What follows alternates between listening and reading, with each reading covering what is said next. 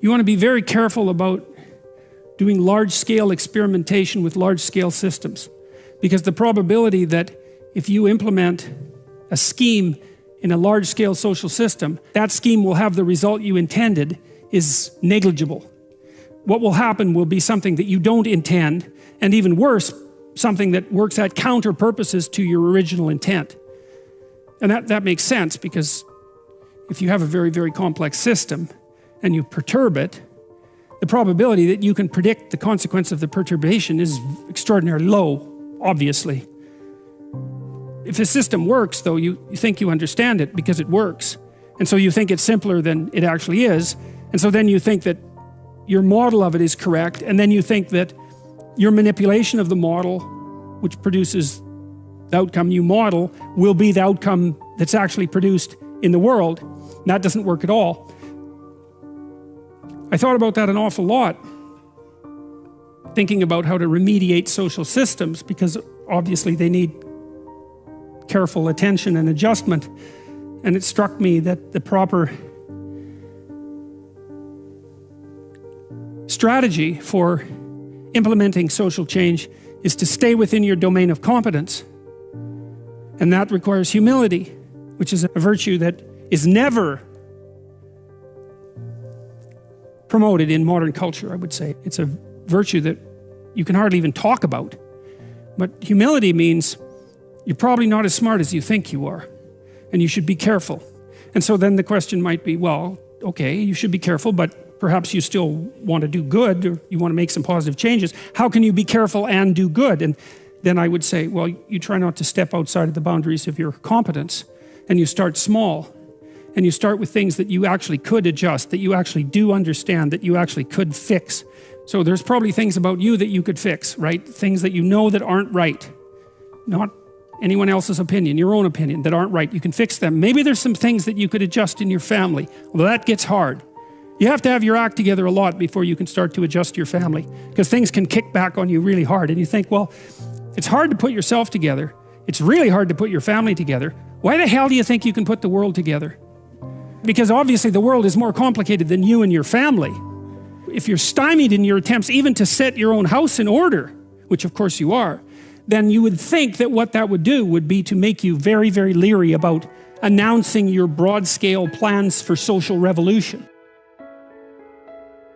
It's a peculiar thing, because that isn't how it works, because people are much more likely to announce their plans for broad-scale social revolution than they are to try to set themselves straight or to set their family straight. And I think the reason for that is that as soon as they try to set themselves straight or their families, the system immediately kicks back at them. You can get away with being wrong if nothing falls on you for a while. And it's also an incitement to hubris, because you can announce your plans for large-scale social revolution and stand back and you don't get hit by lightning, and you think, I might be right, even though you're not. And then you think, how wonderful is that, especially if you could do it without any real effort. I think it's in the New Testament that it's more difficult to rule yourself than to rule a city. And that's not a metaphor. It's like all of you who've made announcements to yourself about changing your diet and going to the gym every January know perfectly well how difficult it is to regulate your own impulses and to bring yourself under the control of some well-structured and ethical, attentive structure of values. It's extraordinarily difficult, and so people don't do it, and instead they wander off, and I think they create towers of Babel, and the story indicates those things collapse under their own weight and everyone goes their own direction.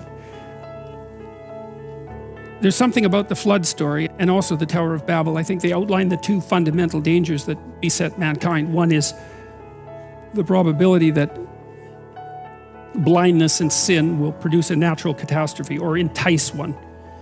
That's something modern people are very aware of in principle, right? Because we're all hyper concerned about environmental degradation and catastrophe.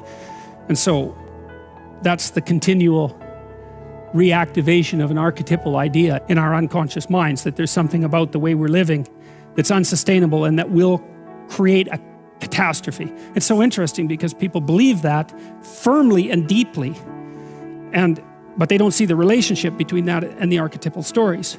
Because it's the same story. Overconsumption, greed, all of that is producing an unstable state, and nature will rebel and take us down. You hear that every day in every newspaper and every TV station. It's broadcast to you constantly. And so that idea is presented in Genesis in the story of Noah. And then the other warning that exists in the stories, one is beware of natural catastrophe that's produced as a consequence of blindness and greed, we'll say. The other is beware of social structures that overreach, because they'll also produce fragmentation and disintegration. And so it's quite remarkable, I think, that at the close of the story of the Tower of Babel, we've got both of the permanent existential dangers that present themselves to humanity already identified.